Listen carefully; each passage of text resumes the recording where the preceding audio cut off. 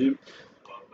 O nosso curso de QGIS, ele, ele vai abordar de uma forma, desde o início, tá, pessoal? Então, para aqueles que já têm um certo grau de familiaridade com os aplicativos, com o aplicativo, vai ter essa.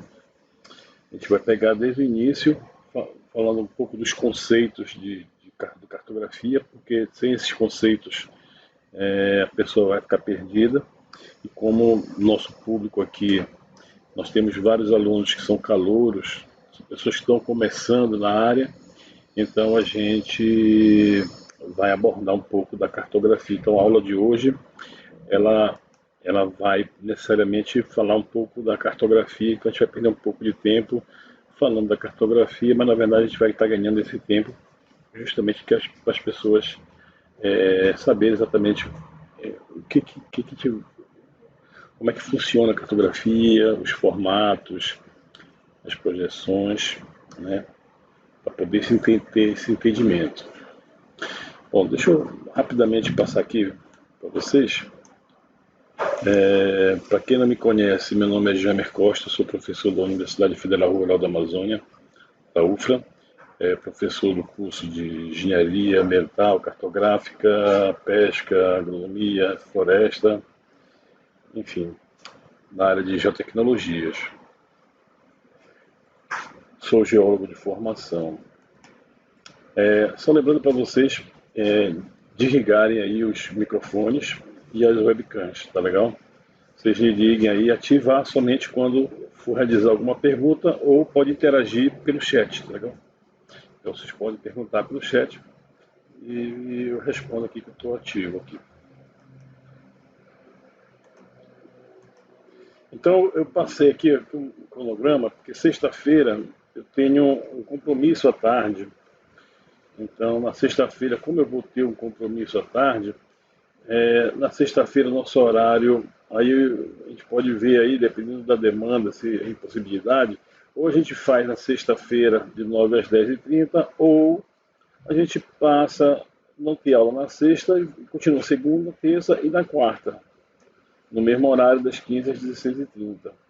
Aí eu vou fazer uma votação e vocês escolhem aí, porque na sexta-feira à tarde eu não poderei estar aqui. Então nossas aulas vão ser das 15 até mais 16h30, por aí. Começando hoje, quarta, quinta, na sexta de manhã. Se vocês quiserem, a gente pode alterar isso, né, como eu falei para vocês.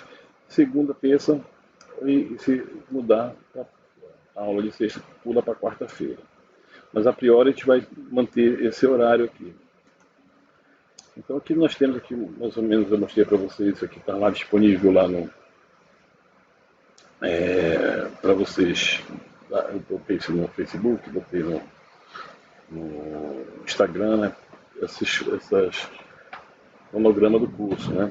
Então a aula de hoje vai falar um pouco do ArcGIS, QGIS, falar do QGIS e a gente vai começar a introduzir vocês ao QGIS. Então aí tem as aula 2, aula 3, está tudo aí para vocês darem uma olhada, a gente vai seguir essa sequência aí. Aí eu pedi para vocês instalarem o QGIS, tá? Mas não se preocupe, quem não instalou a versão mais recente, se tinha a versão mais antiga, hoje dá para começar por ela, mas aí de hoje para amanhã vocês já instalam a versão nova do QGIS, tá? Eu vou explicar direitinho para vocês. Pois bem, então a nossa aula de hoje, ela vai abordar os seguintes temas, né? A gente vai falar sobre QGIS, a QGIS vai falar sobre a questão de software livre e software proprietário, falar um pouco de cartografia, né, para a nossa área de geoprocessamento, vai falar dos dados de geoprocessamento, estrutura vetorial e raster, vai falar um pouco de shapefile, de geopacket, e vai começar a falar um pouco do QGIS, precisamos da instalação, da interface do QGIS, e vai começar um projeto novo do QGIS. Eu mandei para vocês uns arquivos que estão aqui dentro do nosso grupo do WhatsApp, tem lá, eu passei o link para baixar os dados para quem a gente vai usar hoje, né? Então é só pegar lá no WhatsApp, tem lá na descrição do grupo, tem lá o link para baixar os dados do CNSpace. São os arquivos aqui de Belém. Então vocês podem baixar e deixem guardados aí para a gente vai usar lá na frente.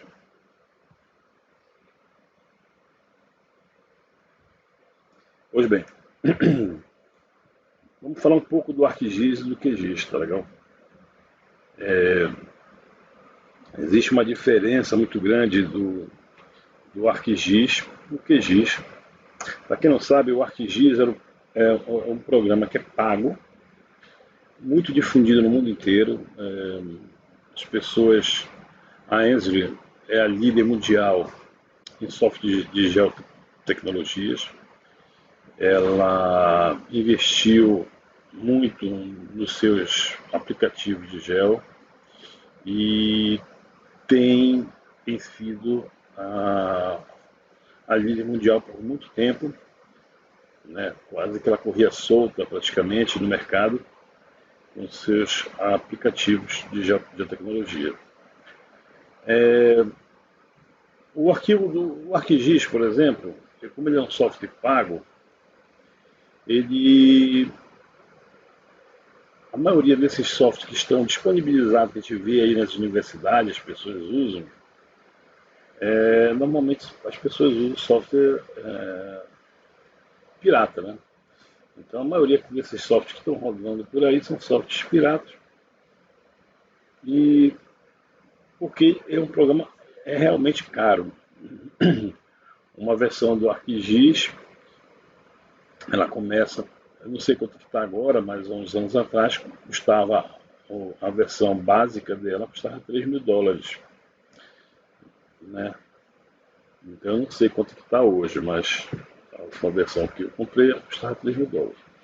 E nós temos, por outro lado, nós temos o QGIS, né? O QGIS que é um software livre, né? Que é um concorrente muito forte para o ArcGIS. Então o QGIS tem tomado boa parte da fatia do mercado do ArcGIS.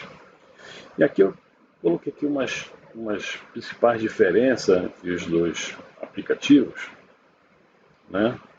Para quem não conhece. Então, o QGIS com relação à licença, né, de funcionamento. O QGIS é um software a licença dele é livre, né, é um software livre. Já o ArcGIS, não. O ArcGIS é um software pago. E ele tem 3 versões, o ArcGIS. Ele tem a versão ArcGIS ArcView, que custa $3.000. Ou seja, eu não sei se diminuiu o preço, mas quando eu comprei custava $1 1 real, então era R$3.000. Então hoje, como o dólar está quase 5, né? Então você vê que o ArcGIS, a versão mais simples dele, custa em torno de R$15.000, né? A versão mais básica. Essa versão mais básica ela é muito simples, ela não te faz muito, não tem muitos recursos, né, para você usar. Ela é bem simples. E aí você tem a licença do ArcGIS ArcEditor, que é uma versão intermediária, que faz edição, né, tem umas edições mais robustas do que a versão mais simples. E tem o ArcGIS ArcInfo, que é a versão top, né? A versão top. Só para ter uma ideia de preço, a versão do ArcGIS ArcView custa $3.000. A versão ArcGIS ArcEditor custava $15.000. E a versão top do ArcGIS, que é a versão ArcGIS ArcInfo, que é completa, custava em torno de $45.000. Então isso dá lá para, né, quase R$150.000. Então você tem essas 3 licenças. Começa então logo a diferença de cara é com relação à licença, né? Então, como você tem o software gratuito, né, a possibilidade de a gente estar compartilhando esse software é muito grande. As pessoas usarem pela facilidade. Mas um entrave muito grande era a facilidade, os recursos que esse software tinha, que muitas das vezes o que é gratuito não tem a qualidade das funcionalidades que o software pago tem. Então, o software gratuito tinha esse problema de você não usar ele porque era meio pé duro, né? Então, tem softwares livres que são muito bons, tem recursos fantásticos, mas são complicados no seu uso, né? Para o dia a dia, de trabalhar, né? Como fazer aquela velha comparação, né? Você tem dois carros, tem uma Ferrari e tem um Fusquinha. A Ferrari, tu pisa fundo, tu vai embora, rapidão. O Fusquinha é mais lento, demora, mas ele chega também, né? Então, para uma empresa privada, a agilidade, a facilidade, isso é importante. Então, normalmente as pessoas numa empresa privada, ela não tem muito tempo para executar os serviços, então ela precisa de agilidade. Então, isso era um fator preponderante para você escolher um software. Você escolhia um software com base na agilidade de se executar as tarefas. A questão do sistema operacional, né, praticamente eles são iguais. Eu acho que o ArcGIS também tem para o Mac, acho que ficou faltando ali, mas ele tem Windows, Mac, Linux e Android. Né? Essa versão Android é meio pé dura, mas enfim, eu diria que os dois são iguais do sistema operacionais. Ah, uma vantagem do QGIS com relação ao ArcGIS quem vocês vão começar a usar o QGIS, vocês vão notar o seguinte, que os caras estão atualizando direto o software, direto. Eu estou escrevendo um livro, eu nunca consigo terminar o livro, porque o que acontece? Os caras atualizam demais o livro, muitas atualizações, então eu não consigo acompanhar essas atualizações desses livros do ArcGIS, do QGIS, porque são muitas atualizações e em pouco tempo, né? Então, nós estamos na versão 3.12, né? 3.12. Eu estava na versão 3.2. Aí já tem que estar instalando e atualizando toda a post material. Então, o QGIS tem uma vantagem de você permitir instalar no teu único computador várias versões. Então, você tem uma versão mais estável, outra menos estável, você pode deixar as duas versões funcionando tranquilamente no teu computador, e aí tu vai testando a nova versão, aí quando te sentir confortável em passar de versão, você pode deletar a versão antiga, mas ele permite você ter no próprio sistema, no próprio computador, duas versões do mesmo software, coisa que o ArcGIS não permite. O ArcGIS só permite uma única versão.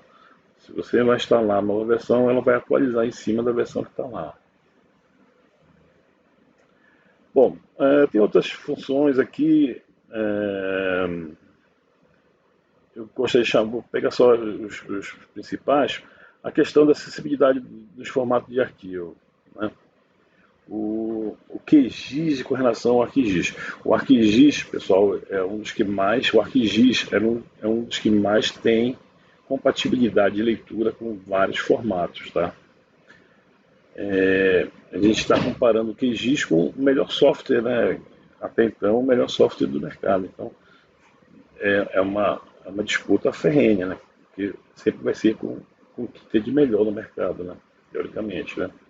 Então, a questão dos formatos, dos arquivos de leitura, o QGIS, o que o QGIS fez?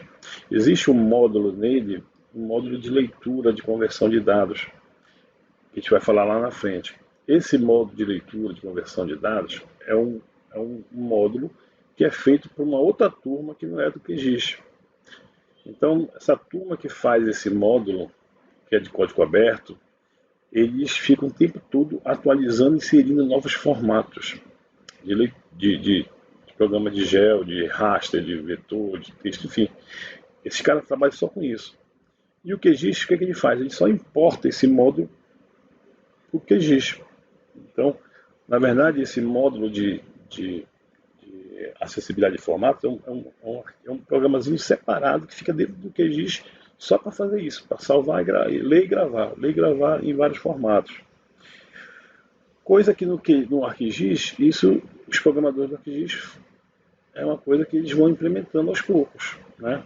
Mas apesar de eles irem implementando aos poucos, mas tem uma gama enorme de formatos de leitura. Mas não se compara com o que nós temos agora com o QGIS, né? com esse modo de leitura de dados do QGIS, conversão de dados do QGIS, que é muito grande. Uma outra coisa que é interessante de falar é a questão do código-fonte. Né? O código-fonte é o código de programação, né? do software, para você saber o que realmente você faz. Então, o QGIS ele é de código aberto, você consegue ver toda a programação do bicho. Né? Com relação ao ArcGIS, não. O ArcGIS ele é de código fechado, ou seja, você compra um pacote, você não tem como abrir ele para ver como é que ele faz os processamentos. Então, uma auditagem, por exemplo, uma auditoria, você faz no QGIS, você faz completamente a auditoria, pegando toda a programação para ver como é que ele executa uma tal tarefa, diferentemente do ArcGIS, que é pacote fechado.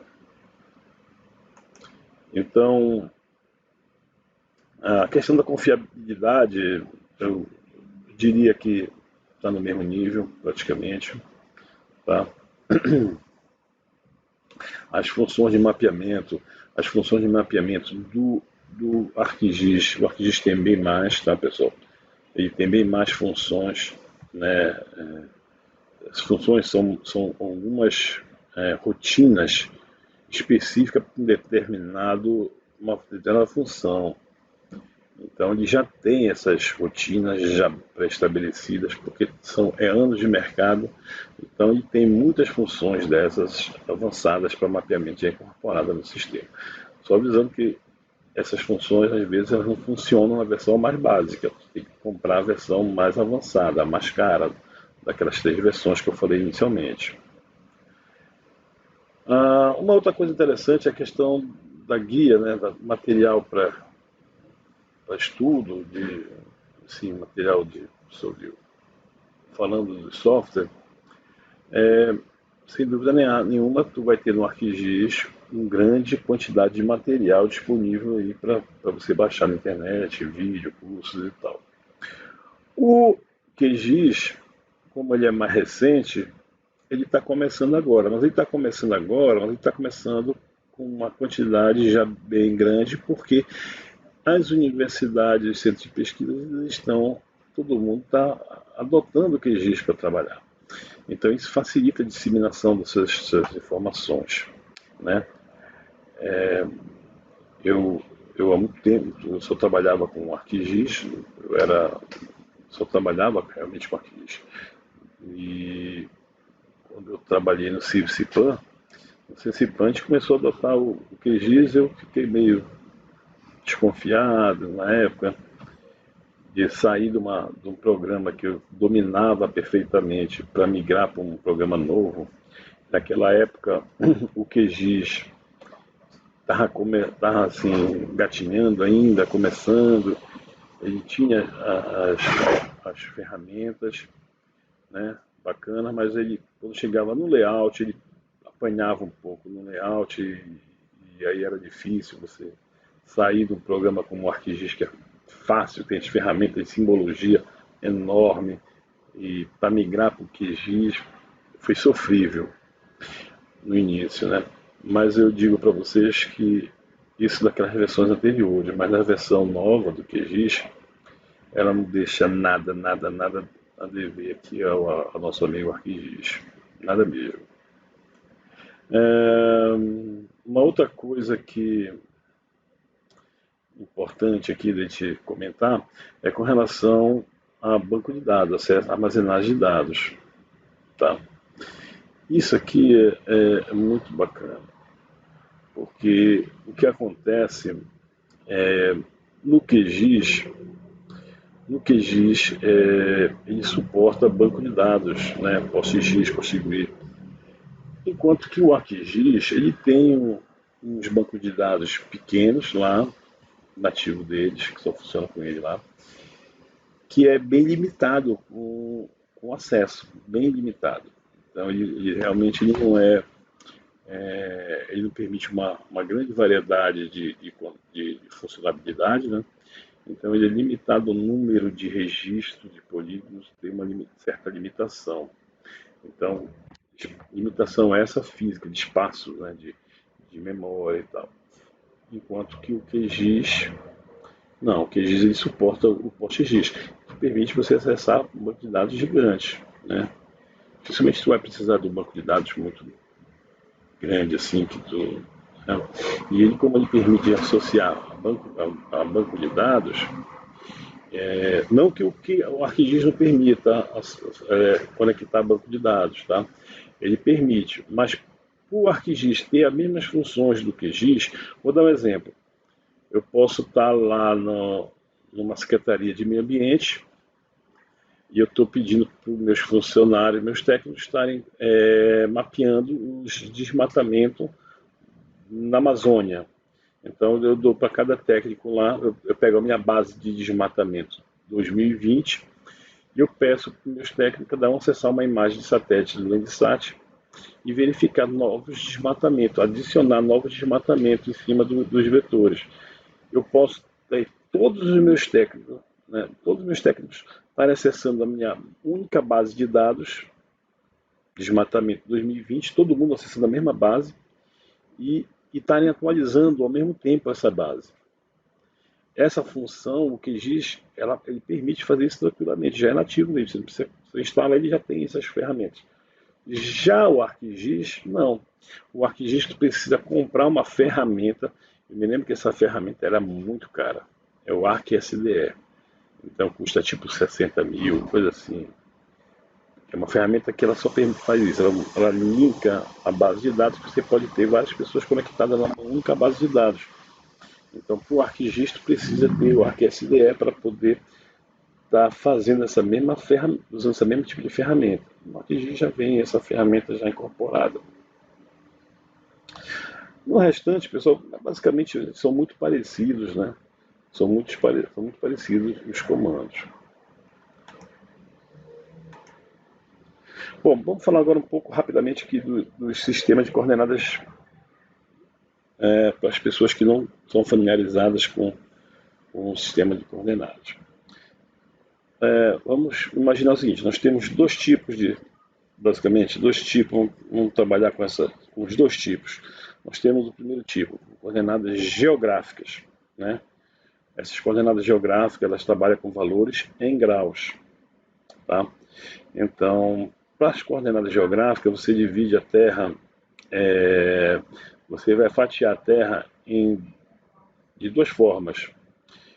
Uma, traçando linhas paralelas ao Equador. Só que esses planos paralelos ao Equador, se você notar aqui, ó, o Equador é o maior circunferência. A partir do momento que eu vou traçando esses planos em relação ao Polo Norte, aumentando a latitude que te fala, né? Vocês vão ver que essas circunferências são menores do que aquela do Equador. Tá? Pois bem, então nós temos os ângulos, nós temos o plano do Equador, e aí nós temos essas latitudes, que na verdade a latitude que é esse ângulo da latitude é o ângulo formado pela interseção desse plano aqui, tá? Com relação ao centro da Terra. Então ele pega do centro da Terra, né? Ele pega do centro da Terra e traça um ângulo até a superfície do planeta. Então esse ângulo formado entre essa linha que sai do centro da Terra até a superfície chama-se latitude. Aqui nós temos a latitude de 90 graus, ou seja, que é a latitude dos polos, né? Aqui no caso o Polo Norte, mas também nós temos a latitude do Polo Sul também, da mesma forma. Então nós temos dividido a Terra em hemisfério norte, que na prática a gente atribui ele valores positivos. Então, para o hemisfério norte nós temos valores positivos e nós temos para o hemisfério sul valores negativos. Tá? Então, a latitude ela vai variar entre sul e norte, tá? A latitude varia nessa direção em sul e norte, baixa latitude próxima ao Equador, alta latitude próxima aos polos. Pois bem, nós temos também a divisão da Terra em meridianos, tá? Nós temos meridianos. E o meridiano, vamos começar a contar a história do meridiano. O meridiano, na verdade, quando ele foi traçado esse meridiano, a gente procurou, os cientistas na época procuraram um lugar que fosse o meridiano 1, né, 0, né, que ele não cortasse um país por inteiro, né? Porque imagina você ter um país que uma parte é dia, um dia, uma parte é outro dia, né?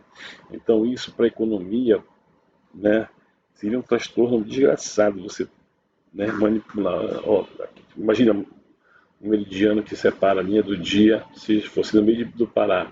Então, Belém para cá era um dia, Belém para lá seria outro dia. Então, o que eles fizeram? Procuraram no meio do Oceano Pacífico lá uma linha do meridiano que cortasse quase nada de continente. Então, acharam uma linha lá que cortava 3 ilhas pequenas e lá no meio do Oceano Pacífico nós temos o meridiano 0, né? E esse meridiano 0, e na verdade, se você pegar 180 graus a partir desse meridiano, você vai encontrar essa linha aqui, ó. Essa linha, que é na verdade 180 graus a partir do meridiano, na 0 lá, nós temos essa linha que ela passa em cima da cidade de Greenwich, na Inglaterra. Pois bem, então, para a cartografia, Greenwich tem uma função que ela divide o nosso planeta em oriental, em direção lá para o Oriente, para o Japão, né?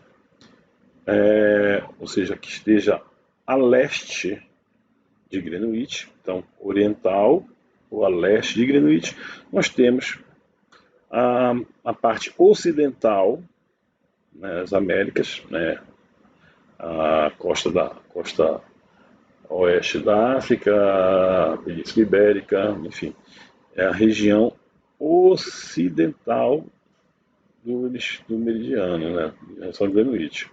Nós temos a oeste de Greenwich. Nós temos oeste de Greenwich, leste de Greenwich. Com relação aos meridianos, você pega a cada 15 graus saindo de Greenwich, a cada 15 graus nós temos no tempo, na relação ao tempo, 1 hora. Então, a cada 15 graus, se você pegar a Terra 360 dividir por 24 horas, você vai dar 15, ou seja, a cada 15 graus você tem 1 hora. Então, as horas elas são separadas a cada 15 graus, né, essa faixa de 15 graus dos meridianos.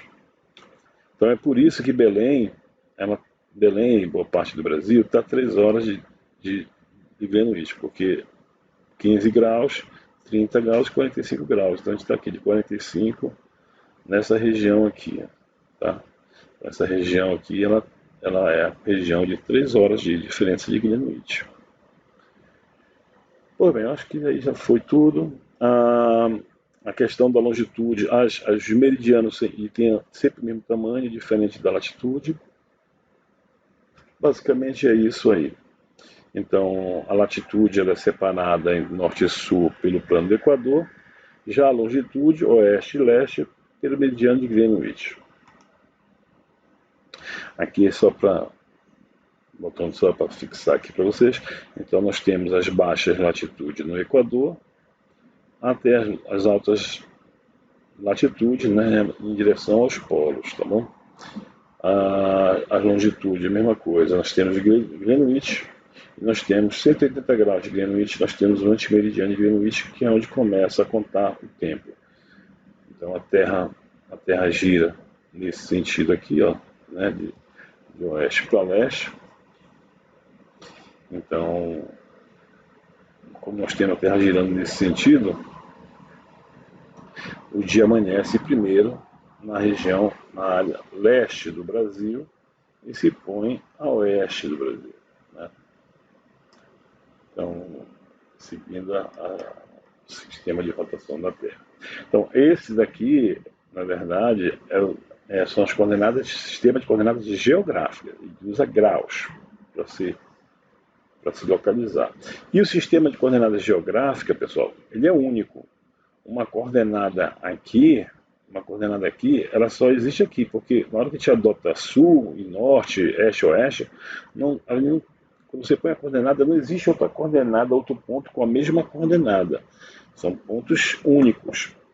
Agora a gente vai falar um pouco do sistema das semicoordenadas, né, projetadas, né? Então, nos sistemas de coordenadas projetadas, normalmente a gente adota metros, né? O mais utilizado desses sistemas é o UTM. O TM, como é que foi feito? Imagina que eles pegaram um cilindro e envolveram a Terra num cilindro. E esse cilindro, ele corta a Terra. Se você notar aqui, ó, ele entra dentro da Terra, deixando essa linha aqui, ó, ou seja, essa parte azul aqui é como se ela estivesse passando por cima do cilindro e essa parte aqui esteja abaixo do cilindro. Pois bem, então ele fez esse cilindro cortando a Terra em umas faixas de 6 graus. Então, se você pegar essas faixas de 6 graus e pegar o 360 graus, que é a circunferência da Terra, pegar 360 e dividir por 6, ele vai dar 60 faixas dessa. Ou seja, ele pegou a Terra, pegou esse cilindro, ele achou uma faixa aqui de 6 graus, rodou mais 6 graus para o lado, pegou outra faixa e assim por diante. Quando a gente pega essas faixas, ela tem umas características importantes que a gente vai falar aqui na frente aqui. Então ela tem umas faixas importantes que aí segue esse esqueminha aqui. Então nós temos 60 faixas, tá? Nós temos 60 faixas, começando lá pelo antimeridiano de Greenwich, né? Então lá no 180 graus do meridiano de Greenwich começa a faixa 1, aí vem, ó, contando 6 graus, ele vem contando as faixas. Essas faixas elas são cortadas no centro pela linha do Equador. Então a linha do Equador ela divide a parte norte da parte sul, tá? Isso é importante vocês notarem que essas faixas, cada faixa dessa tem um sistema de coordenada dela. Então o sistema de coordenada dela ele se repete em cada faixa dessa. Então, essa coordenada que tem aqui, ela é a mesma dessa do centro, é a mesma dessa do centro, é a mesma dessa do centro, de todas as faixas. Só que você tem que diferenciar de que forma, você tem que dizer de que faixa você está usando, que hemisfério você está usando aquelas coordenadas. A gente vai falar lá na frente porque isso é importante. Enquanto a geográfica, a coordenada era única para todo o globo, aqui não. Aqui as coordenadas elas se repetem ao longo das faixas. Então, por isso que você tem que, além de anotar as coordenadas, né, você tem que dizer de que zona e de que hemisfério é aquela coordenada. Senão você não vai localizar no globo, porque essas coordenadas elas se repetem. Uma outra coisa que chama atenção é que quando você pega essas faixas e planifica ela, tá, ela sofre um rasgo aqui, ó. Um rasgo aqui, ó. Ou seja, essas dimensões em graus, aqui 6 graus tem essa dimensão em metros. Aqui 6 graus tem essa dimensão que é menor que essa.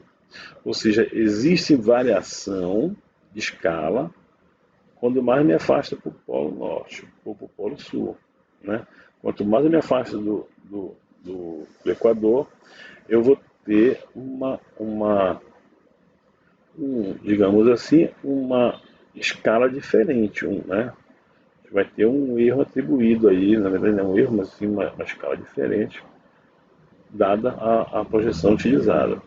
Aí vocês podem notar o seguinte, que ela é cortada aqui no topo e na base, tá vendo? Por quê? Porque o cilindro não chega, ele fica quase que paralelo ao polo sul e polo norte, então esse tipo de projeção ele não é usado para, para os polos. Então, para os polos eu tenho que inverter aí o cilindro para poder usar para essas regiões polares. Bom, aí chega essa figura aqui, ó. Então, nessa figura aqui, para explicar para vocês, então eu tenho a faixa UTM, tá certo? A faixa UTM é essa aqui. Então, como eu falei para vocês, cada faixa UTM ela tem 6 graus, né? 6 graus no eixo aqui das longitudes. Pois bem, ela tem 3 graus para cá, 3 graus para cá. No meio da faixa, né, no meio de 3 graus, nós temos uma linha. Essa linha divide a minha faixa UTM, minha zona UTM, e o nome dessa linha chama-se meridiano central, MC. O meridiano central da zona UTM, ele possui uma coordenada fixa. Essa coordenada dele fixa inicial, que a gente chama de falso leste, né, porque a gente atribui um leste para ela, a gente atribui o valor de 500 mil metros. Então essa linha aqui, ela tem o valor de 500 mil metros. Tá? Então essa linha aqui no central, ela tem o valor de 500 mil metros. Pois bem, essa linha de 500 mil metros, lembra que ela está em metros, tá certo?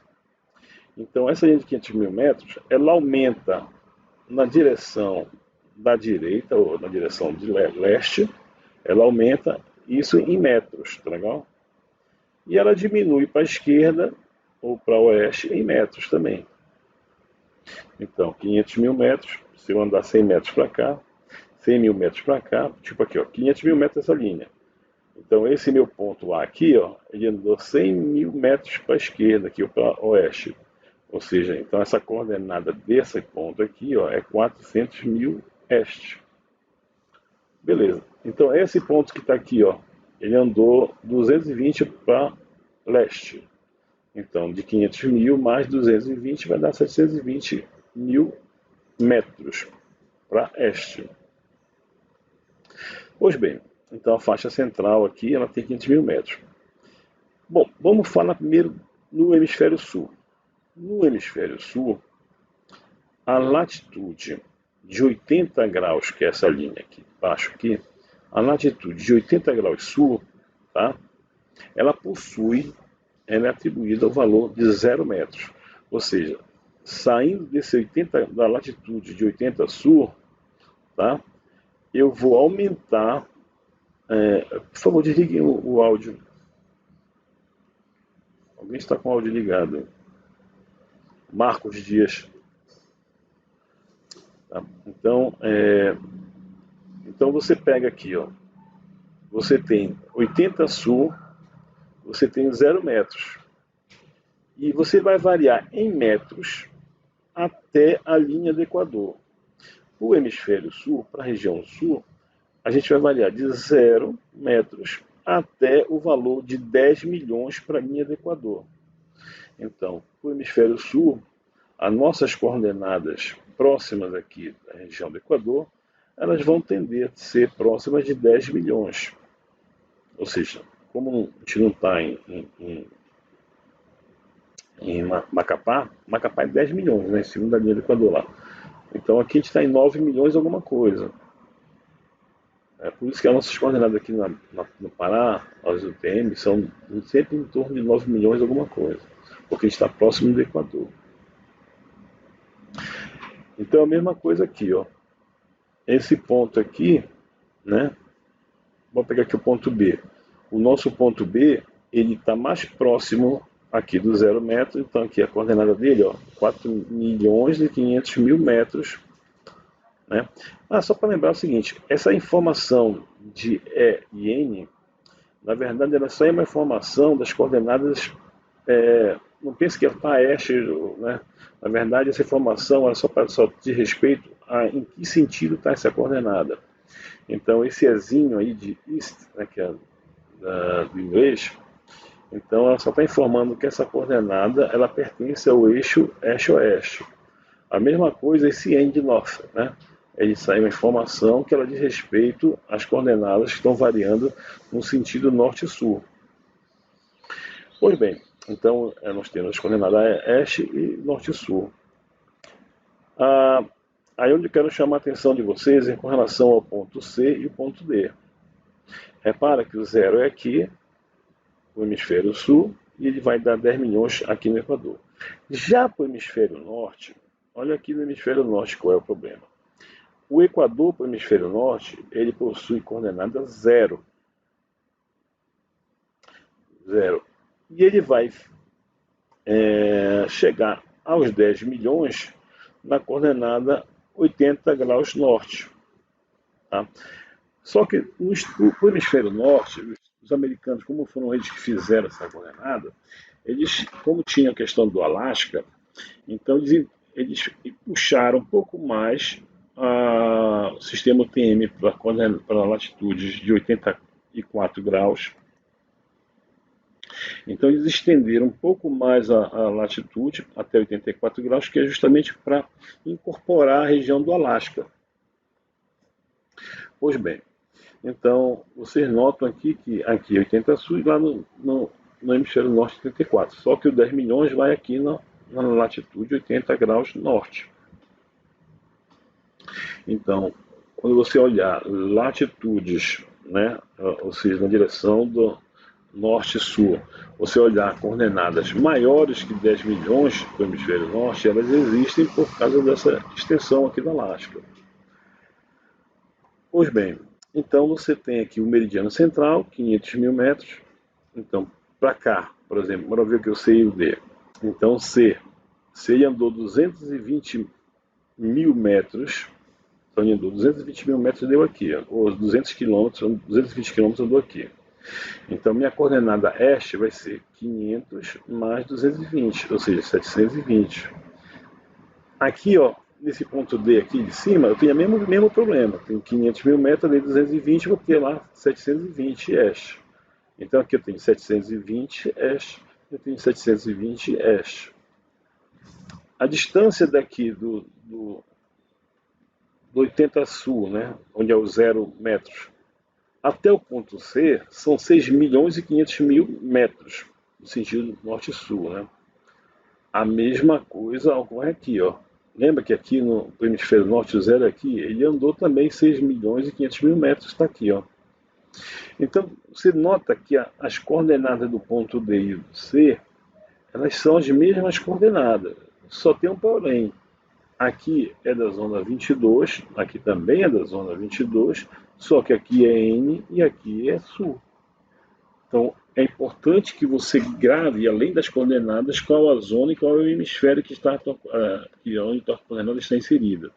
Senão, você não vai poder localizar perfeitamente a tua localidade, porque essas coordenadas elas se repetem tanto na própria zona UTM, elas vão se repetir, só que aí você tem que colocar se é zona sul ou se é norte, e elas se repetem nas zonas adjacentes, nas zonas vizinhas, né?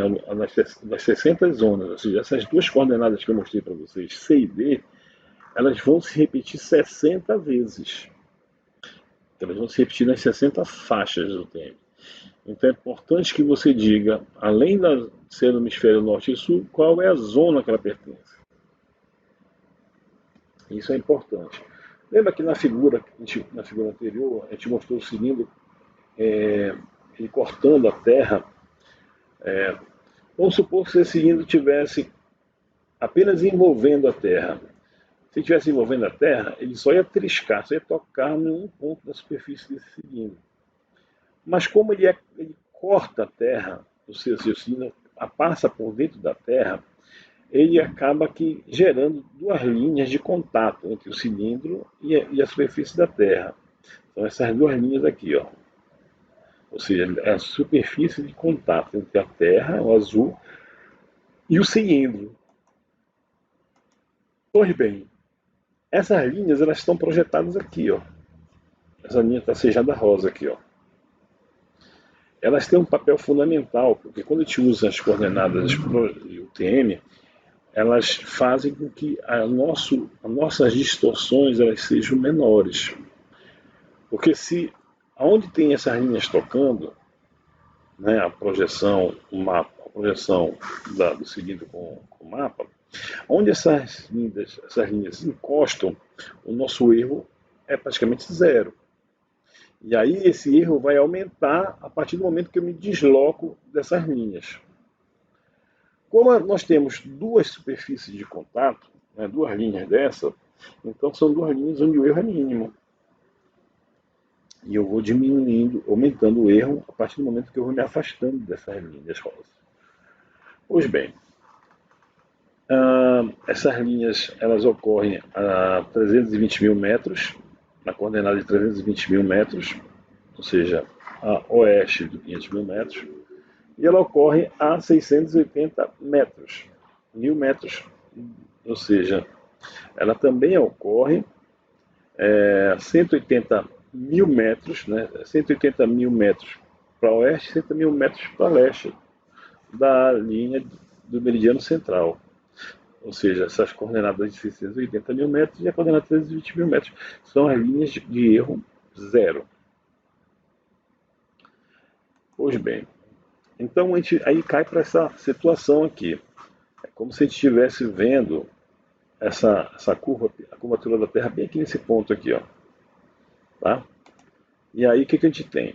A gente tem a curvatura do elipsoide em preto. Tá? O que é o elipsoide? É uma figura geométrica matemática onde a gente projeta as coordenadas nesse cilindro, né, nesse elipsoide.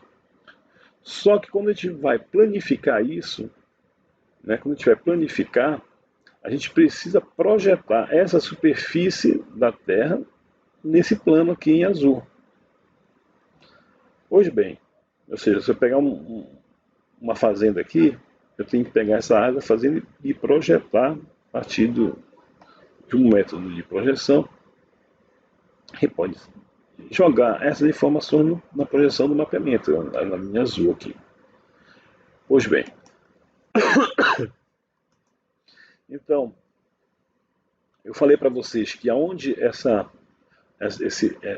linha, né, esse cilindro, corta a superfície do planeta, né, onde esse cilindro corta, o nosso erro é zero, né? Ou seja, 1 metro no terreno vai ser igual a 1 metro no meu mapa.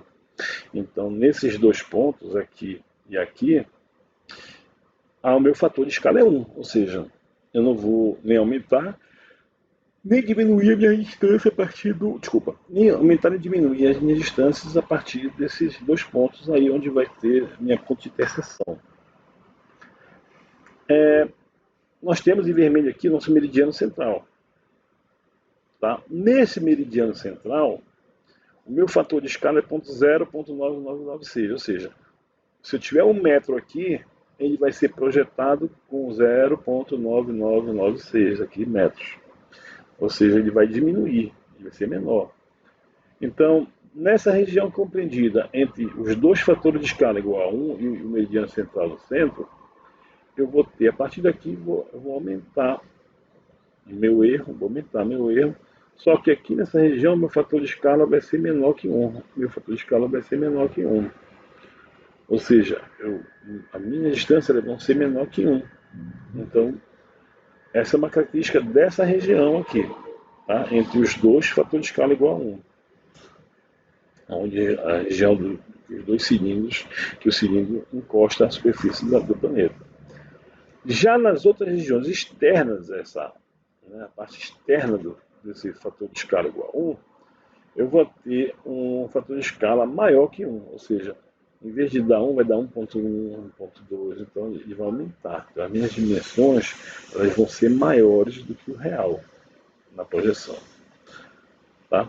Então, não existe projeção sem erro. Tá? Depois de toda projeção vai ter que gerar algum tipo de erro.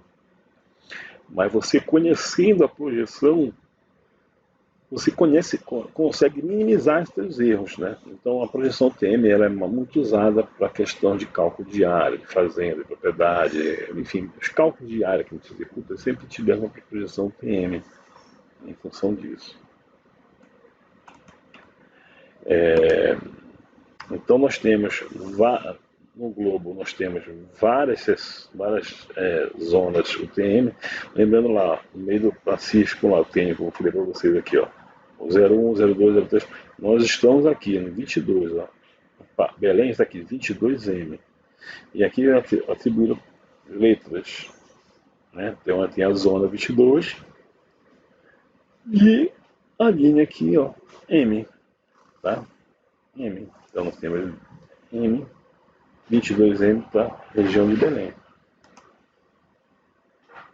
Quando a gente pega o Brasil, a gente vê que o Brasil ele é cortado por 1, 2, 3, 4, 5, 6, 7, 8 zonas UTM. Tá? Lembrando que cada zona dessa possui 6 graus de longitude. Tá?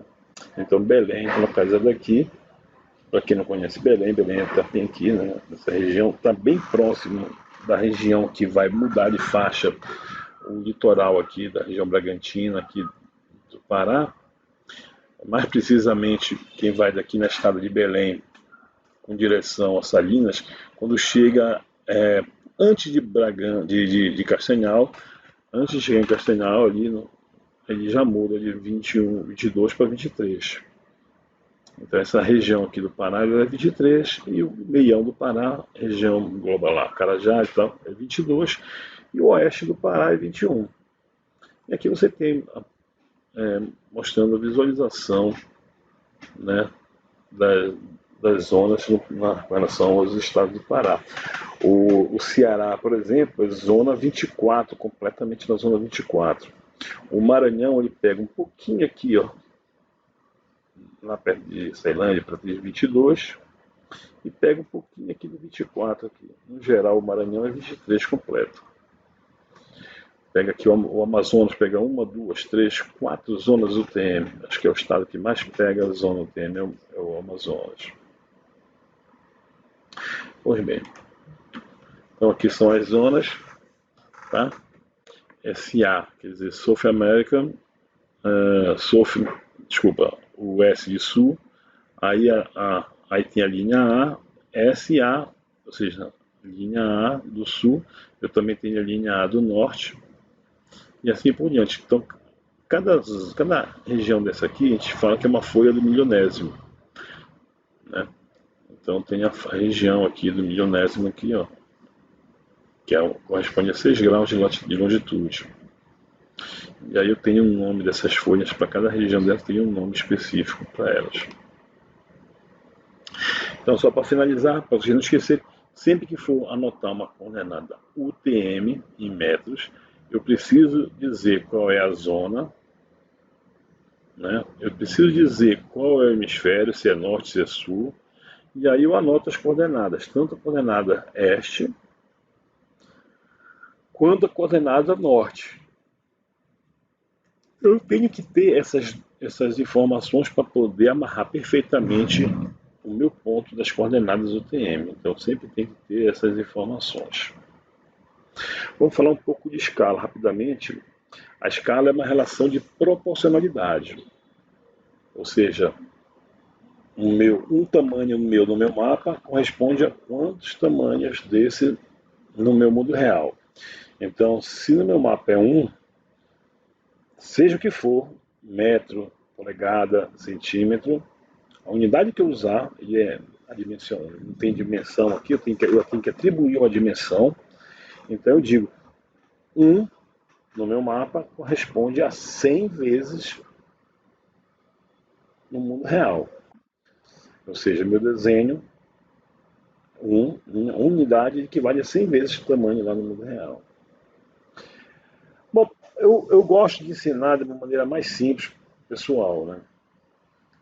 Então, como aqui, o que a gente tem que fazer? Tem que atribuir unidade. Então, a unidade que eu atribuo nesse 1 para 100, então eu vou dizer 1 centímetro é igual a 100 centímetros. Então, 1 centímetro é igual a 100 centímetros, então 1 centímetro é igual a 100 centímetros. Pô, mas 100 centímetros é 1 metro. Então eu posso fazer o seguinte, eu posso colocar lá, na minha regrinha lá, eu posso dizer, ó, que, um, que 100 centímetros é 1 metro.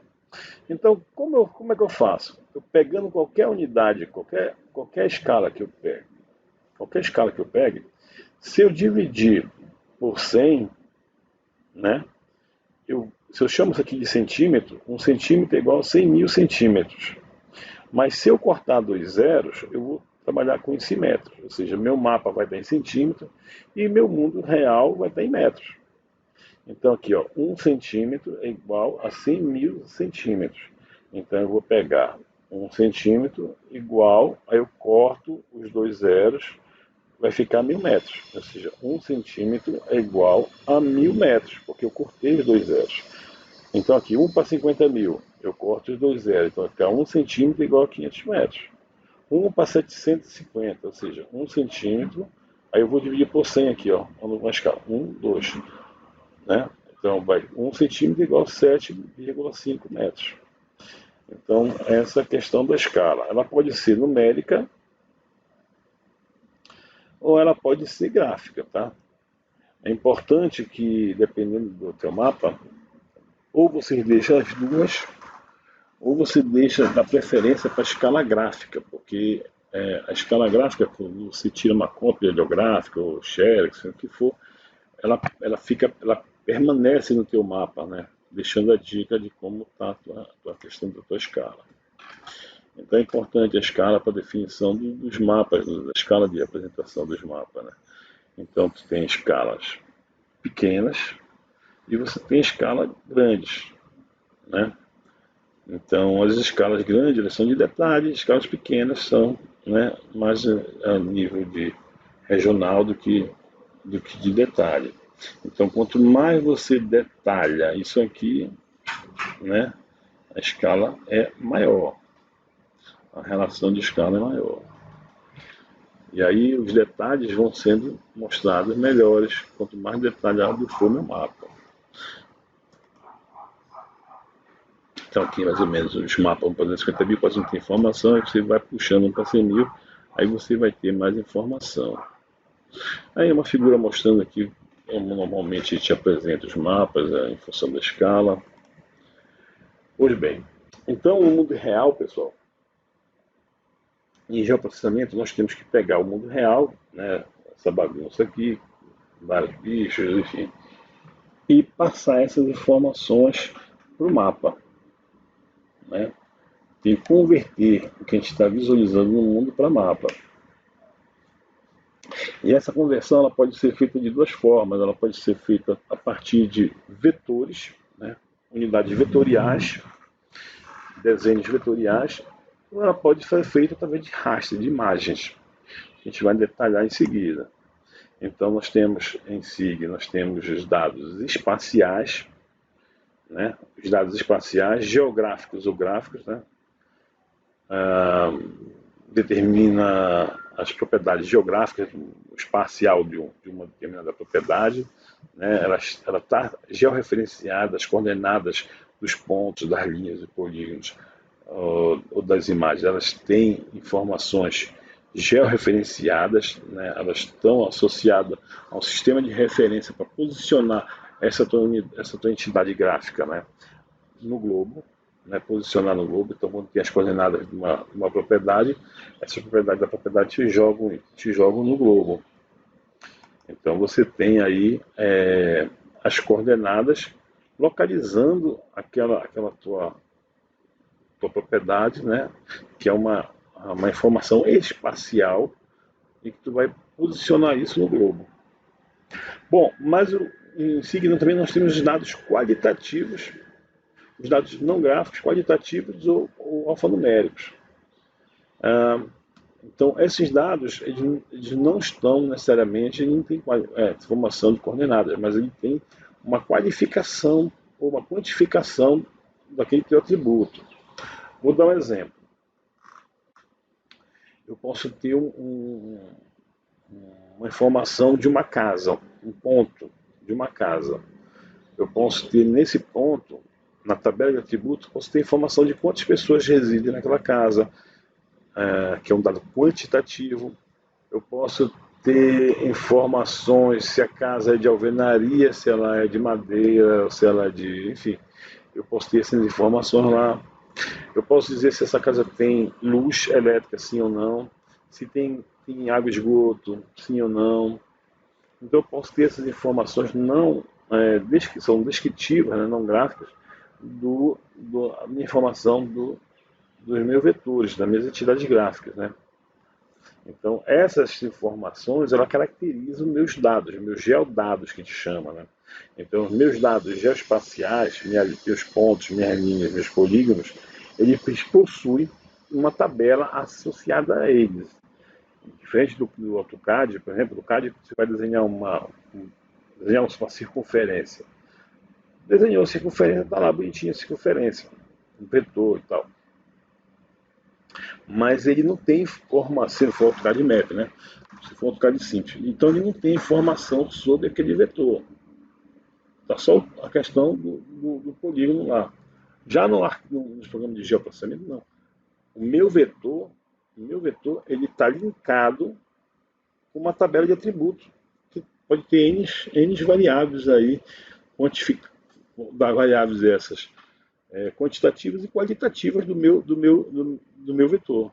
Se for uma informação de casa, se for de uma linha, por exemplo, de estrada, eu posso dizer de que formato é o asfalto, qual a espessura do asfalto, de qual material que foi composto o asfalto, qual o número de veículos que circulam diariamente. Eu posso ter várias informações do meu vetor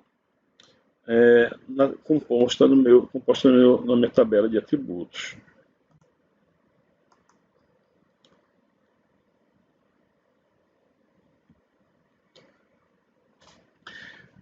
Só para ilustrar aqui, eu posso ter no meu raster, que é na minha imagem, a imagem é formada por pixel, né?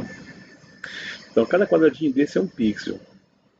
Então eu posso ter um arquivo raster de pontos de casas, eu posso ter um vetor de pontos de casa, né, 2 pontos. Eu posso ter o raster, o vetor de linha, eu posso ter o meu vetor de linha.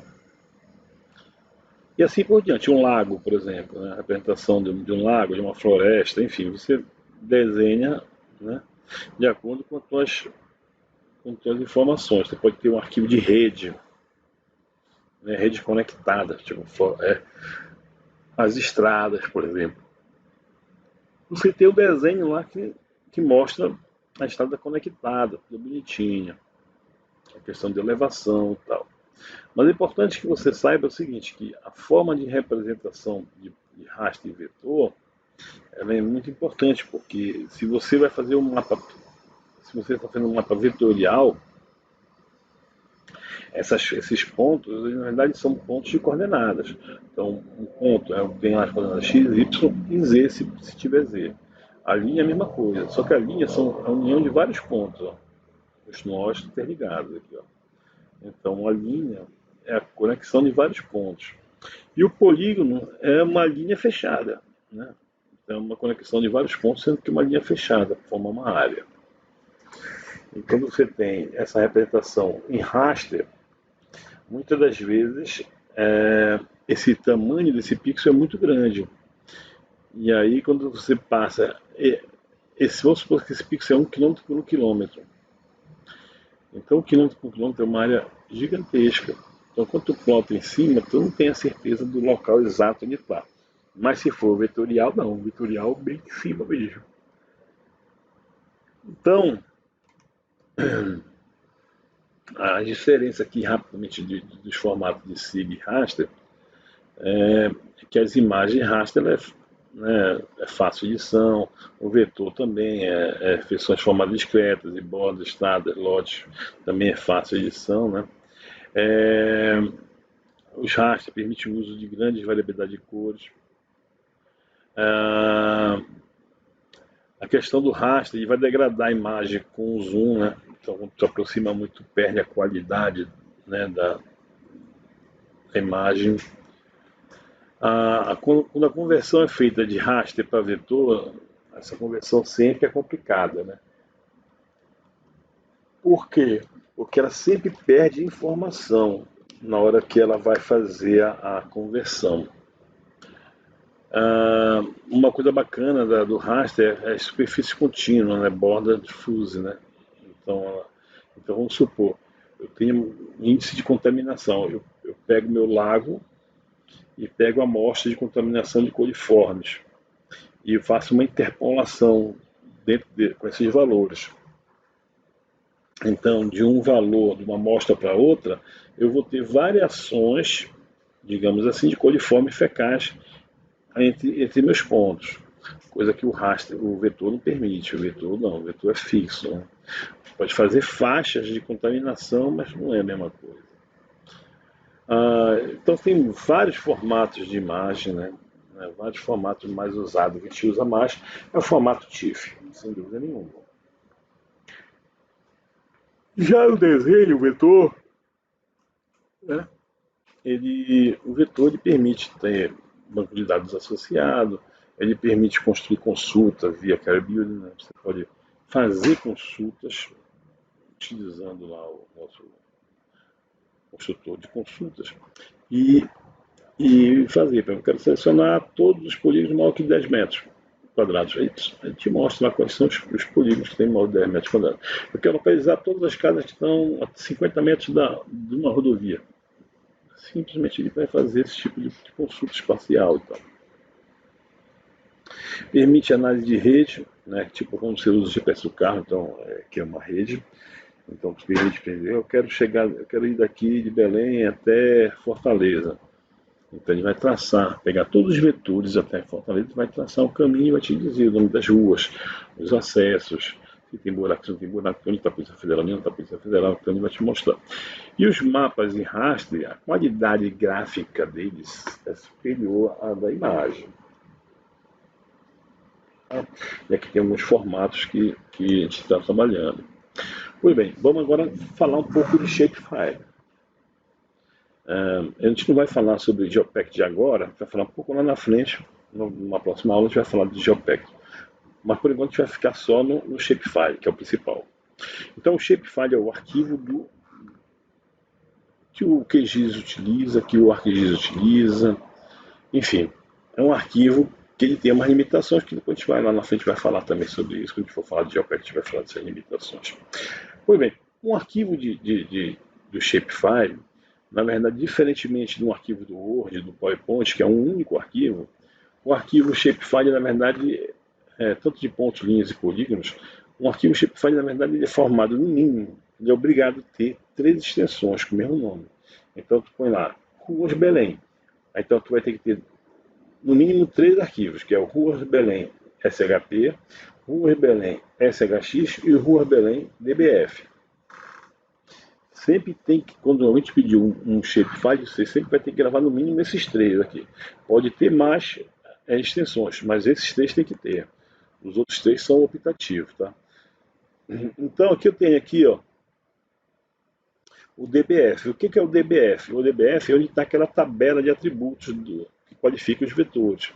Por exemplo, eu tenho um vetor de estradas, de ruas. Então eu tenho lá o SHP, o ponto SHP, que são os dados vetoriais, como se fosse o CAD, tá? E nós temos o DBF como são as informações desses vetores. Então eu pego lá a avenida, vamos pegar uma estrada, uma rua, né? Então tem lá, Avenida Almirante Barroso é a linha que vai de São Brás até lá o entroncamento. Então é uma rua aqui em Belém. Então essa rua principal é uma linha, né? Que ela tem vários pedaços, que ela é cortada por várias travessas, mas é uma via.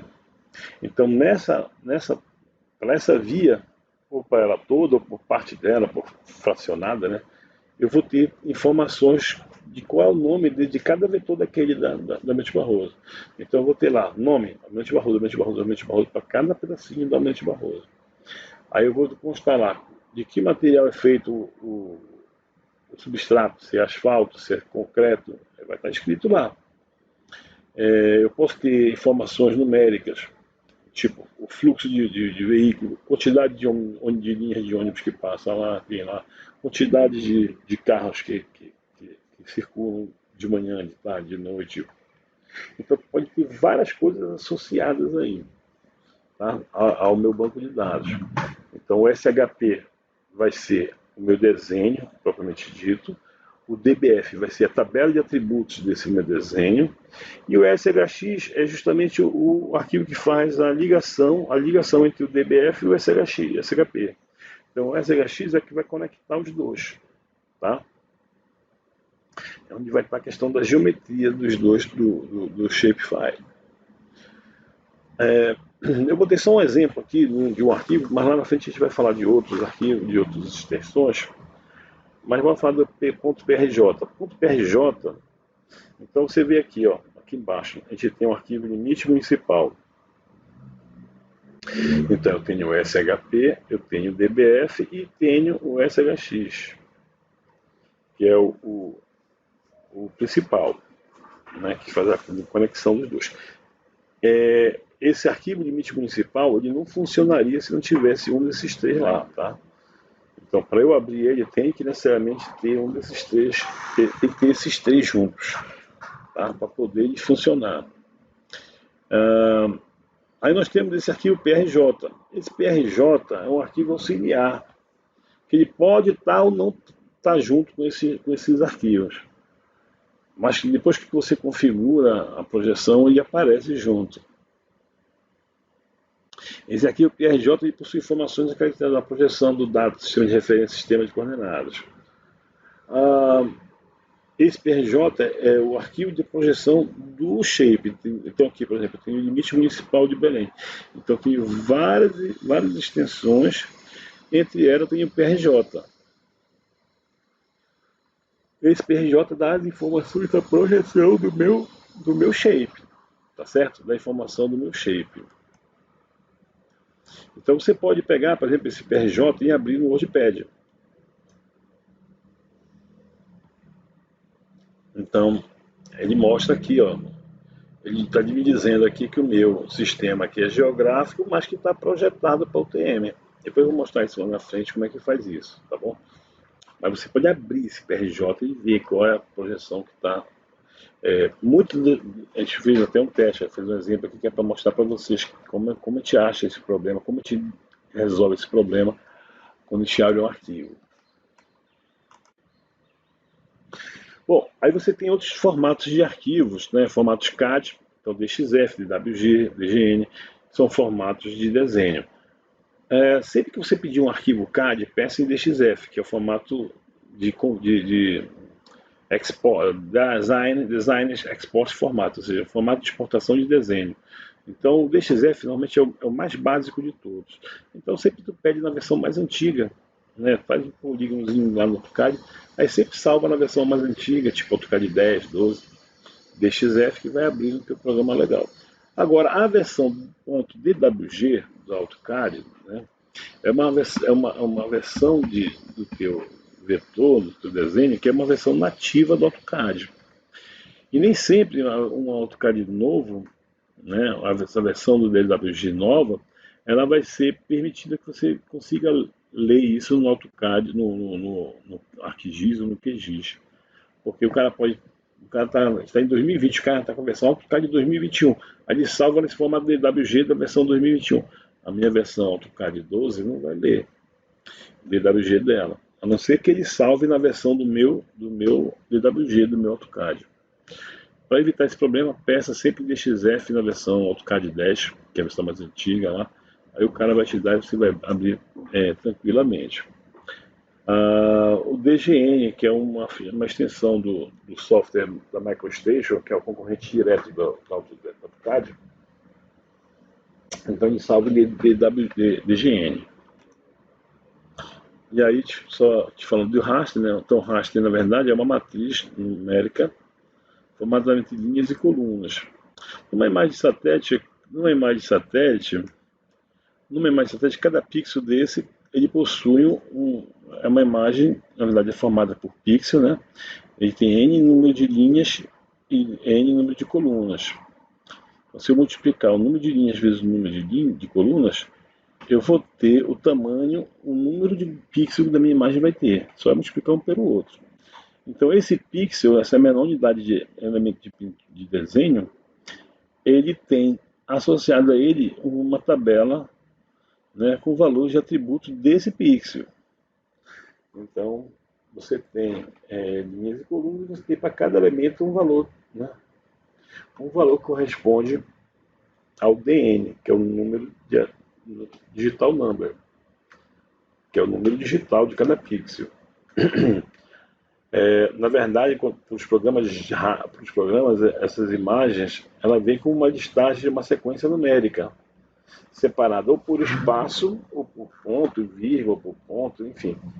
Você tem os espaços que indica o valor do pixel. Então aqui, ó, o espaço está separando o valor do pixel.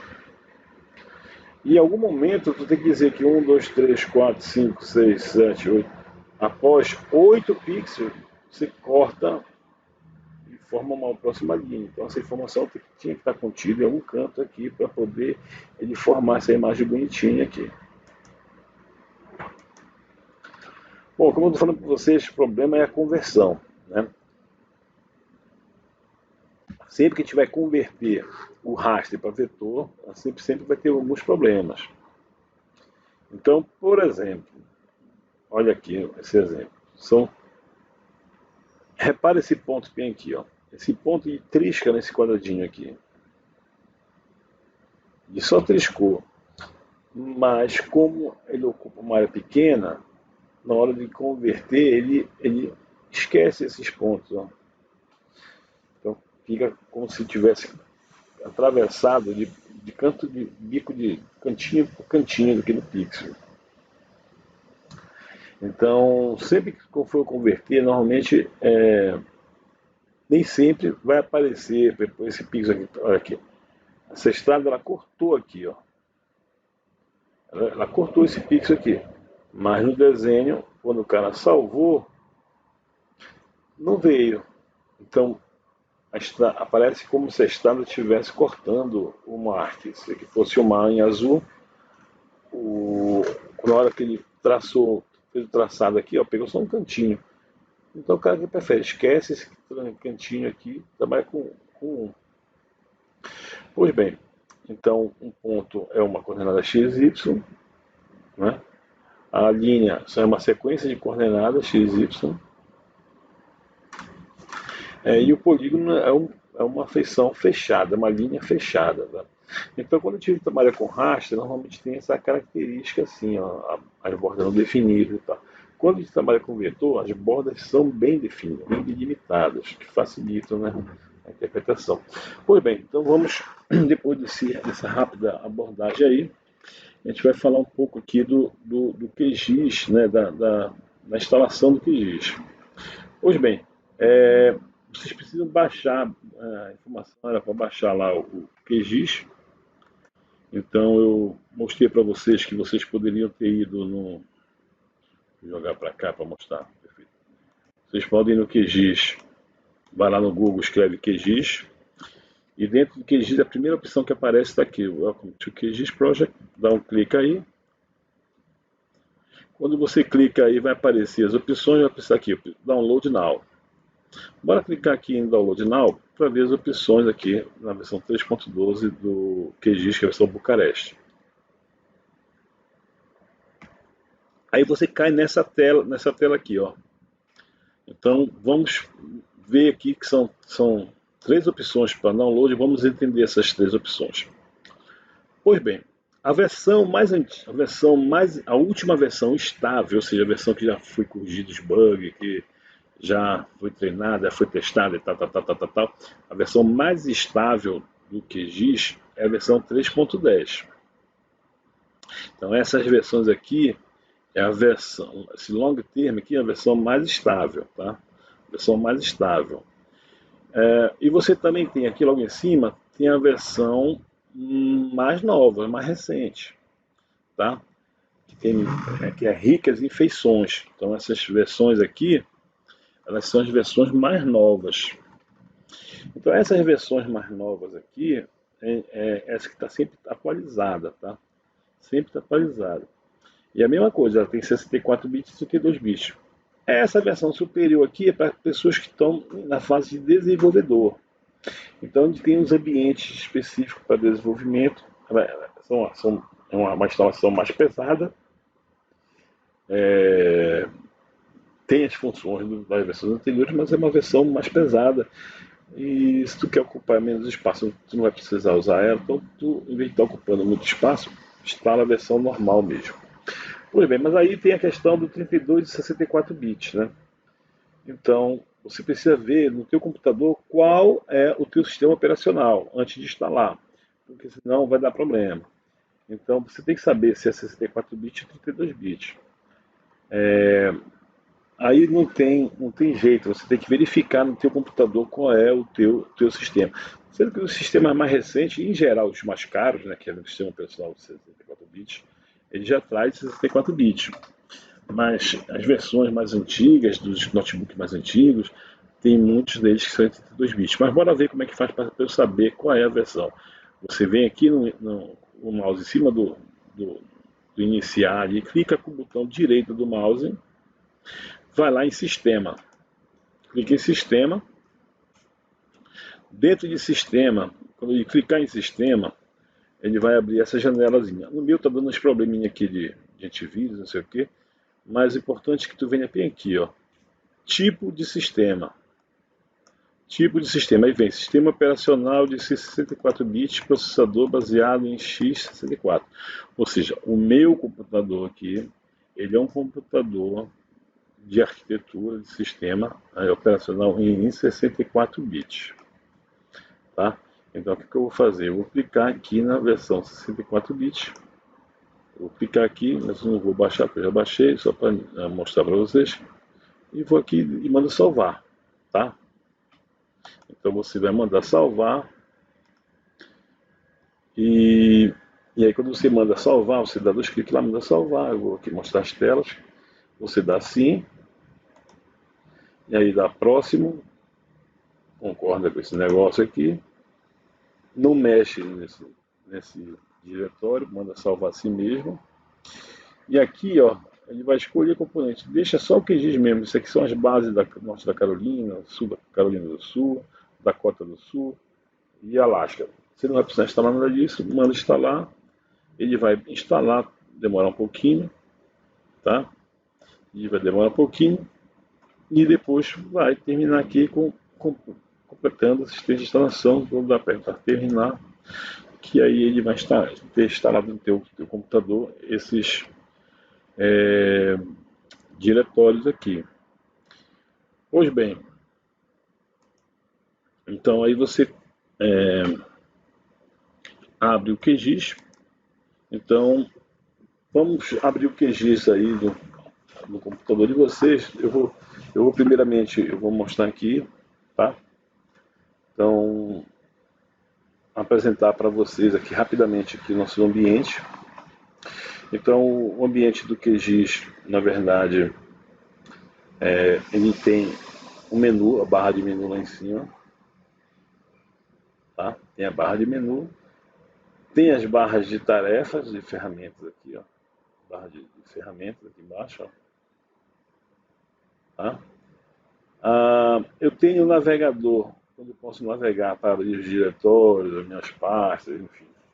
O navegador. Eu geralmente eu apago isso aqui, eu não deixo esse navegador, tá? Eu vou mostrar depois como fazer para apagar isso aí, deixar aí sem isso aí. Mas se você quiser deixar, você pode deixar sem problema algum. Em geral, o ambiente, esse ambiente aqui vai mudar muito de computador para computador. Então aqui, ó, são meus gerenciadores de camadas. É aqui onde eu faço a parte cosmética, que eu chamo, que é a parte que você vai definir as cores, tamanho de linha, polígono, rachura, enfim. É aqui a parte cosmética que você vai desenhar para aparecer aqui, tá? Aqui chama Canvas, que é essa janela aqui, que é o ambiente de trabalho, que é onde está o visualizador de mapa, que é o resultado das tuas configurações aqui, das tuas camadas. Então você vem aqui, configura as tuas camadas e aqui tu vai visualizar as tuas camadas. Nós temos também aqui, ó, na parte inferior, nós temos a barra de status. Na barra de status, repara só, a gente está também no UTM. A gente está aqui, ó, em UTM. Então aqui as coordenadas, se você não está aqui, ó, 700 mil alguma coisa e 9.843.300 alguma coisa mil, né? 9 milhões alguma coisa. Então para Belém é 9 milhões alguma coisa, 700 quase 800 mil aqui. Bom, aí você tem a questão da escala, na barra de estado tem a escala, tem a lupa, se eu posso aumentar ou diminuir, eu posso rotacionar meu mapa, enfim, eu posso fazer várias coisas aqui que depois a gente vai fazer junto. Você também tem a questão da barra de ferramenta de geoprocessamento. Todos os comandos que estão aqui, escondidos aqui, você pode acessar ele pela essa barra de ferramenta. Aí eu chamo a atenção para vocês de três programazinhos que já vem quando você instala o QGIS. Ele instala junto três programazinhos. Um é o módulo GEDAL, que eu expliquei para vocês, que é um módulo de leitura, exportação, importação de arquivos, de formatação. Isso é um grupo, né, separado do QGIS, não é do QGIS, é um grupo de pessoal específico que faz esse trabalho de implementar essa leitura desses formatos novos que vão aparecendo, vão atualizando, e o processo de salvar para esses novos formatos. Então essa é uma ferramenta GEDAL. Para a gente que está usando, ela é transparente. A gente quase não percebe, a gente não vê isso funcionando, porque na hora que tu manda salvar, tu não sabe que tu estás usando essa ferramenta. Mas ela existe e está ali para isso. Bom, o QGIS, na hora que tu instala, ele instala também dois softwares. Pessoal, são dois softwares totalmente diferentes do QGIS, né? São eles o GRASS, que é um dos melhores softwares de geoprocessamento, e o SAGA. Então, basicamente é o seguinte, tu tem três softwares de geoprocessamento instalados na tua máquina. Essa que é a verdade. Porque são comandos diferentes são rotinas, são parecidas, né, os comandos, tipo buffer, fazer uma área em torno de alguma coisa. O buffer do QGIS é um, o buffer do GRASS é outro e do SAGA é outro. São três programas diferentes. Mas lá na frente eu vou explicar esses programazinhos que são separados aí, que se encontram aqui na barra de ferramenta de processamento. Tá? E aqui tem todas as funções de processamento, estão todas aqui do lado, bonitinho. Então a barra de menu, né? Então a barra de menu é essa, que tem esses menuzinhos aqui. Nós temos a barra de ferramenta, que tem outras funções aqui.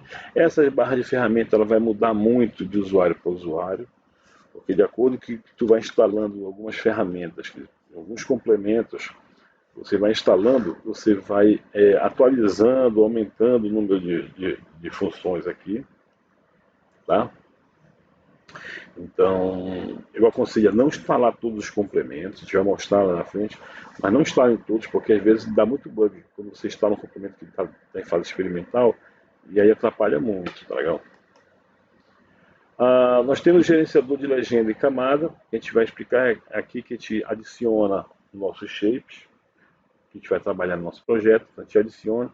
E aqui também que a gente faz a formatação, arquivo de cor, tamanho, tipo de simbologia, tipo de linha, se é grossa, se é fina, se é tracejada, enfim, se é pontilhada, o polígono também, se é rachura, se é chapado, se é uma imagem. Então a gente vai configurar essas coisas aqui no gerenciador de camadas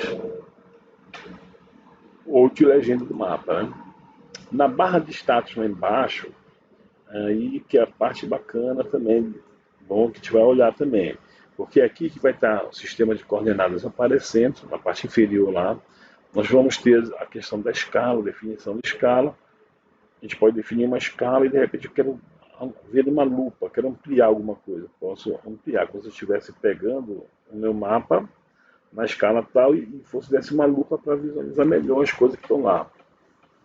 Só lembrando para vocês, quando tu define teu mapa numa determinada escala, vamos supor, eu quero a escala para ser 1000. Então, aí, se tu escrever um para ser 1000 aqui, se você não consegue ler na projeção do teu mapa final, é sinal que na impressão também não vai ler, tá? É uma dica só aí. Então sempre quando tu não põe a escala correta, tu não consegue ver o que tu quer mostrar, então tu precisa melhorar, né, a gramatura, tem que aumentar o tamanho da fonte, para poder a pessoa entender o que tu quer dizer, né? Quer ver o cara põe na escala 100.000 e escreve o tamanho 3. Isso é muito pequeno, não dá para ver nada. Está escrito, tá, mas está com tamanho muito pequeno, então tem que melhorar essa visualização. Eu posso rotacionar meu mapa, veja, eu estou com meu município nessa extensão aqui, eu posso rotacionar ele e trabalhar ele com rotacionado. Mas sendo que sempre é melhor trabalhar ele no formato zero, sem rotação, porque é o formato que vai. Eu posso até rotacionar ele para imprimir, posso também fazer isso. Mas em geral se usa muito pouco essa ferramenta. Uma outra informação que está ali é a projeção do meu projeto, tá? Porque ela está bem aqui, escrita aqui. Bom, mas aí, vamos lá. Pô, sumiu a janela, né? Sumiu a minha janela, eu não sei o que faço. Eu sempre gosto de, antes de começar a usar, eu gosto de mostrar isso aqui, porque normalmente quando os alunos estão começando a usar, eles vão apertando, e vai desaparecendo as coisas e tal. Então ele fica desesperado porque está sumindo as janelas, enfim. Aí bate o desespero. Então, para não aparecer, bater o desespero, a gente sempre vai mostrar para a pessoa, logo mostra para eles o que acontece quando sumir uma janela, né? Então, quando sumir uma janela, tu vem aqui em exibir, no QGIS, tá? Vai aqui no menu exibir, vai aqui em painéis e ativa o painel que tu queres visualizar. Então, normalmente, os arquivos, esse painel onde estão, esse painel aqui, ó, onde estão os shapes escritos, às vezes tu aperta sem querer esse xizinho aqui e some. Então aí tu vem exibir, painéis, aí tu clica aqui em camadas, aí ele volta a aparecer lá. Então essa é uma dica aí. Então vamos lá para o ArcGIS. A gente vai finalizar aqui mostrando como abrir os shapes, né? Eu passei para vocês alguns shapes aí, né? Eu passei para vocês alguns shapes aí, e é com esses shapes que a gente vai trabalhar agora.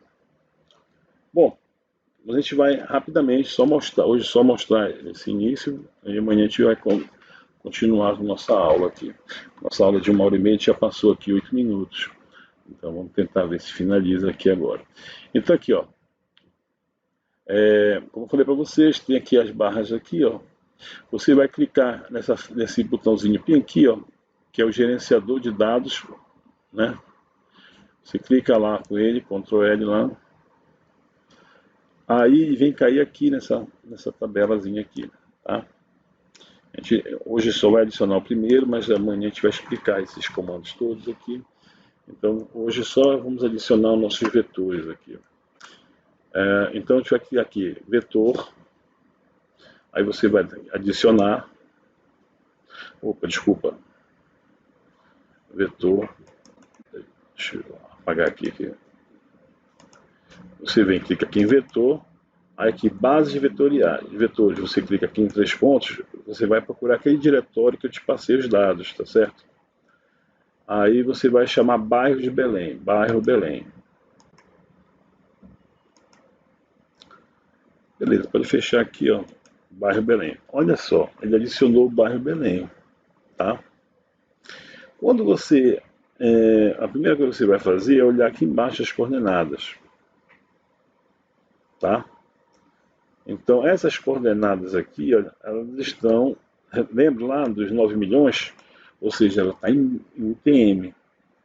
Então, quando aparece 9 milhões é porque ela está em UTM. Então, esse meu dado aqui está em UTM. Vamos projetar, vamos ver aqui a propriedade do meu bairro de Belém aqui. Eu venho bem aqui, ó, propriedades. Eu clico com o botão direito do mouse no bairro de Belém e vou aqui em propriedades. Então, o que eu quero ver aqui? Eu quero ver aqui na fonte, ó, na barra aqui, na aba fonte. Aí tem aqui, ó, EPSG. EPSG, tá? E está aqui escrito SAD69 e o TM22 Sul. SAD69 é uma projeção que está em desuso no Brasil. Mas vamos deixar por enquanto aqui o nosso SAD69 e o TM22 Sul. Ok. Beleza. Tá em... Então, o meu projeto está em SAD 69. Está aqui, ó. Tá em UTM SAD 69. Então, quando eu clico bem aqui no meu EPSG, aqui, ó, eu vou ver lá o que está escrito lá, ó. Aparece escrito lá, CRC atual, EPSG, que é o código, né, do Sistema de Coordenadas de Posição Geográfica.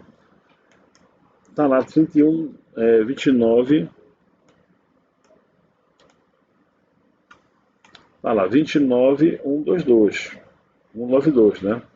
29192, beleza. 29192, que é esse SAD 69 TM 22 Sul. E aí tudo bem.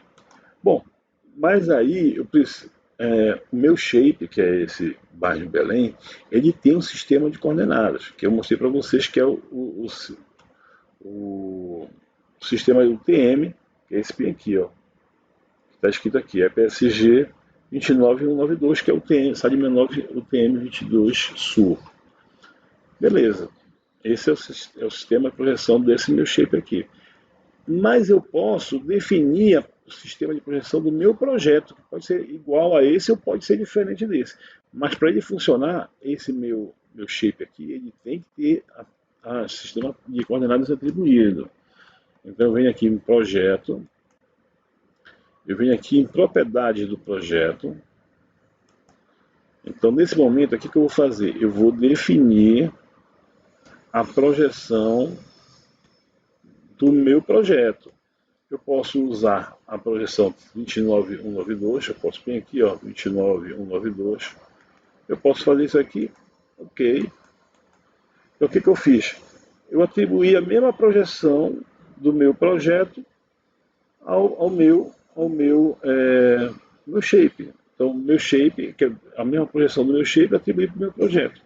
Então aqui tem o TM, ó, repara que só aqui embaixo tem o TM. Vamos supor que eu não quero usar o TM, eu quero usar geográfica. Então eu venho lá, projeto, vou lá no projeto, propriedades, e eu vou escolher agora não mais o TM, eu vou escolher geográfica, essa sigla 2000 aqui, que é EPSG 4674.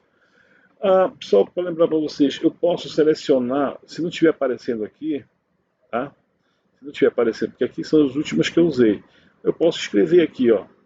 Na verdade, para selecionar a projeção, você vem aqui embaixo, tá? Nessa parte inferior aqui. Tu pode fazer essa seleção, escrever aqui, ó, 22S. Então, 22S vai aparecer as projeções que eu posso estar usando aqui, ó. Então, aqui tem aqui, ó, o SAD 69, SAD 69 UTM 22 Sul. Lembrando que essa SAD 69 22 Sul aqui, ela tem duas dela aqui, ó. Tem a 29182 e a 192. Qual é a diferença dessas duas aqui? É a questão que uma está modificada e a outra não. Então aqui, ó, se você ver aqui, ó, ele diz aqui que essa aqui foi ajustada, modificada aqui, ó, modificada, tá vendo? Então a gente vai usar essa 31982 aí, tá? Beleza.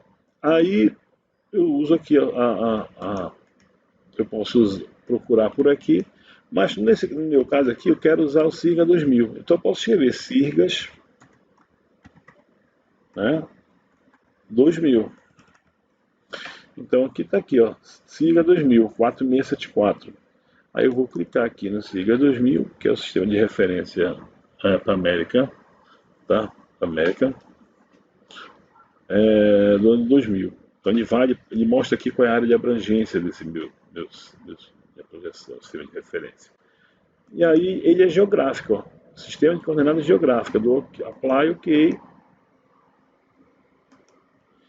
Ok. Aí o que acontece? Quando eu vejo agora o meu sistema aqui de referência, ele está com coordenadas geográfica. Não está mais com coordenadas UTM, porque eu defini a minha projeção em SIRGA 2000. Então, SIRGA 2000 aparece aqui. Qual é a projeção que tem uso aqui, ó? Atualmente, EPS 4674, SIRGA 2000. Então, aí eu tenho o sistema de referência. Agora, eu posso adicionar os outros temas aqui, ó. tá? Então vocês podem adicionar, vocês só não vão, vocês vão adicionar a drenagem e vão adicionar a polícia, tá? O logador a gente vai mexer na próxima aula. Vocês podem selecionar Shift e apertando eles ao mesmo tempo. E aí você tem essa informação aqui, você pode dar OK, né? Fechar aqui. Então aqui nós temos os bairros de Belém, nós temos os pontos onde tem as delegacias de polícia, né? Os batalhões de polícia, e nós temos as drenagens. Então, pessoal, a nossa aula de hoje ela vai terminar exatamente aqui. Tá? Na próxima aula a gente vai continuar daqui, mexendo com as configurações de pontos, linhas e polígonos. Né? Só quero que vocês salvem essa aula de hoje aqui. Ó. Vai aqui em projeto, vai salvar como. Aí vocês vão escrever no teu diretório aí, escrevam aí aula 1. Tá? Projetos. Estou salvando aqui uma pasta projetos. Aqui eu vou escrever aula 1.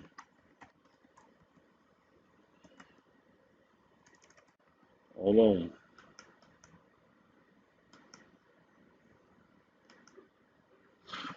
E aqui a gente termina a nossa aula de hoje. Espero que vocês tenham gostado. Eu gostaria que vocês no WhatsApp colocassem, se foi rápido, se fizessem as observações de vocês, para que amanhã eu possa melhorar aqui nossa aula. Lembrando que a gente está aqui tentando aprender a usar essa ferramenta aqui, né, para passar para vocês esses conhecimentos. Espero que vocês tenham gostado e amanhã a gente continua no mesmo horário. Falou, pessoal. Boa tarde para vocês e permaneçam nas suas casas aí, tá ok? Falou, tchau, tchau.